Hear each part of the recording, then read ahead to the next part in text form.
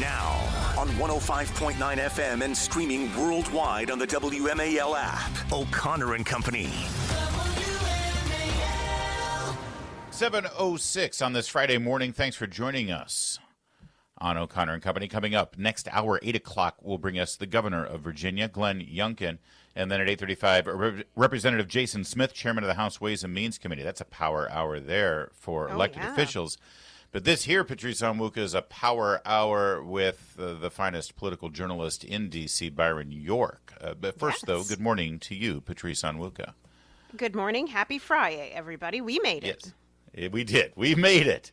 And and he is terrific, and we love him, and he's Byron, New York. Byron, thanks for joining us. Good morning to you. What a week this was, huh? Good morning, folks. Is it Friday already? So you've been sorry, go ahead. No. It just seems like it's gone so fast. Yeah, tell me about it. This has been quite an odyssey this week with regard to the Jeffrey Epstein saga, which really, before we get into the latest developments, it seems to me, and again, you're a better reporter than anyone in this town on things like this, the dust-up that happened a week ago today that was leaked about Dan Bongino and Pam Bondi and Kash Patel was mentioned as well. It seems like the big disagreement was the media handling of this by Pam Bondi, the fiasco with the binders and then the leak to Axios of the letter. But on the facts of the case, the question of whether Epstein killed himself or not, and whether there's a list, a client list, or any other damning information that should be released, they don't disagree, do they? Or that's what I'm confused about. Has Bongino or Patel publicly said, no, there's more to this story? Or are all three of them in agreement that, yeah, the case kind of is closed? Yeah, you're correct. First of all, there's been almost no attention to the actual facts of this case. And there seems to be kind of a mass amnesia of how much we already know about Jeffrey Epstein. If you want, for example, to talk about his death, there is a Department of Justice Inspector General report, because he died in the custody of the Bureau of Prisons. There's a DOJ Inspector General report about his death, discussing the various little bitty bones in his neck that were broken, and they would be broken if he died this way, but would not have been broken if he were strangled. And there's all sorts of reporting on that. There has been tons and tons of public reporting. If you want not his client list, but his little black book, his address book, you can buy it on Amazon. And so these things have come out in a long period of criminal charges, litigation, and journalism over the past 15 years. Byron, shifting gears, early this morning, or maybe very late last night, House Republicans passed the changes to their rescissions package made by the Senate. And in another stunning defeat to Democrats, I think we've seen the dismantling of virtually every Democratic stronghold from media to, the purse strings of some of these federal agencies. What can they do next? I think the polling with even Democrat voters is just, it's in the toilet for Democratic leadership and members of Congress. Where can they go? Where are you expecting them to go next? Yeah, remember when Democrats had a majority in the House, but it was a pretty narrow majority, and Nancy Pelosi was able to keep everybody in line, and there were all these articles about what a master of House procedure Nancy Pelosi is, and a fantastic leader, and she's able to get things done with a tiny majority in the House. Well, Mike Johnson is doing even more with a smaller majority. Yes. So I mean, you have to say he really knows what he's doing. I think one of the biggest things here, since we're talking on the radio, is the rescission move of funding for NPR, which is just extraordinary. This is something that conservatives have talked about for decades and decades and decades. And to actually get that done is one of those things that has been accomplished under Donald Trump that conservatives really could never have dreamed of in the past. Yeah, I agree. Add that to the drilling in Anwar that got done, which, again, Republicans talked about forever, and Trump got it done. Yeah. I would say, though, PBS was their own enemy. The two things that made this happen, I think, ultimately, was, first of all, NPR going so far to the left. They, bragging about how they avoided the Hunter Biden laptop story, and just didn't even pretend to be objective anymore. And Sesame Street getting their big corporate deal with companies like HBO and Netflix. At that point, they lost their big talking points. Oh, you're going to kill Big Bird. Yeah, no, Big Bird's just fine. Big Bird's living better than any of us, I promise.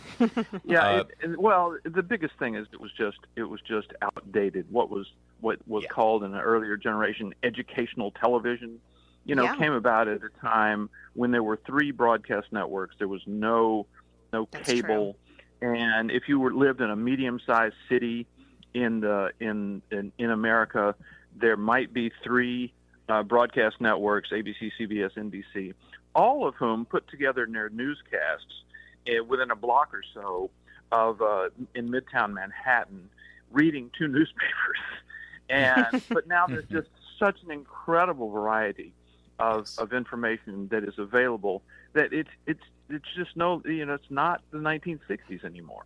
PBS was relevant when you had to adjust the rabbit ears to get the signal, and half of our audience listening right now has no idea what I'm talking about. I actually know.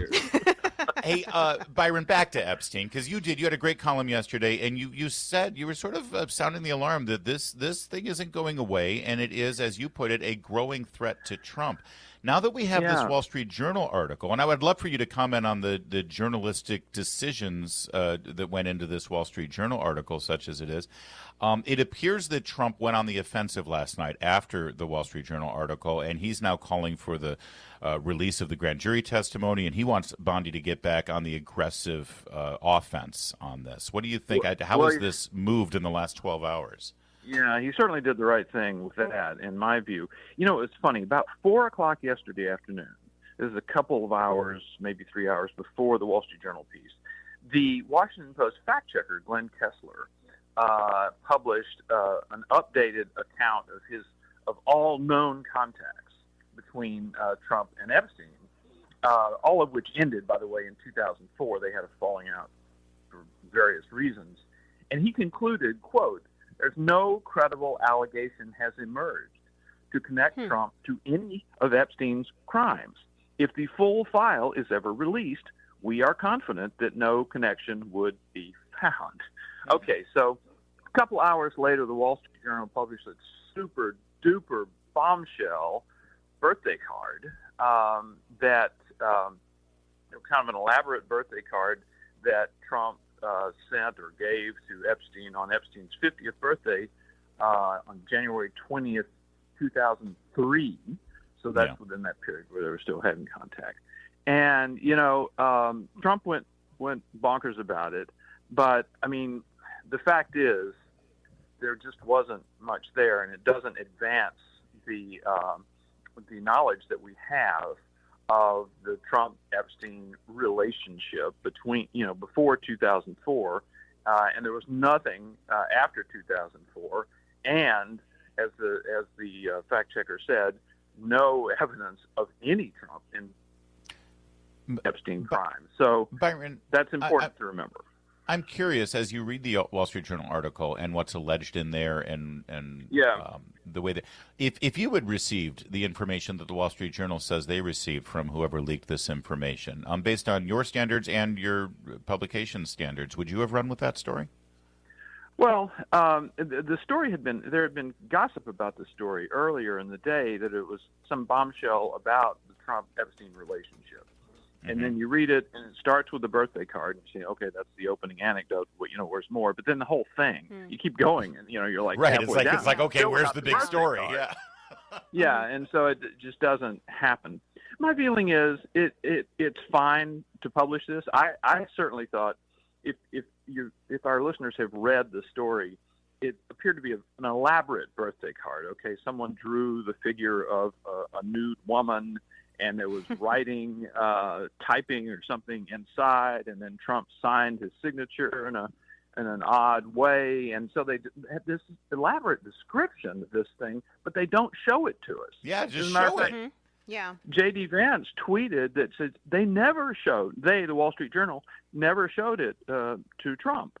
So I don't get that it's just not like a Hallmark card that you buy at the drugstore. This was some elaborate production. I have no problem with it being reported or being in the public view. My position on all of this has been that we should release all of this stuff that can legally be released. I mean, there were a lot of young victims in this case. We need to remember that, and so we don't release information about them. But as far as anything that can be released, I think it should be released. All right, we'll leave it there. Byron, have a great weekend. Hopefully it'll be a quiet one, but don't bet the farm on that. Thanks, guys.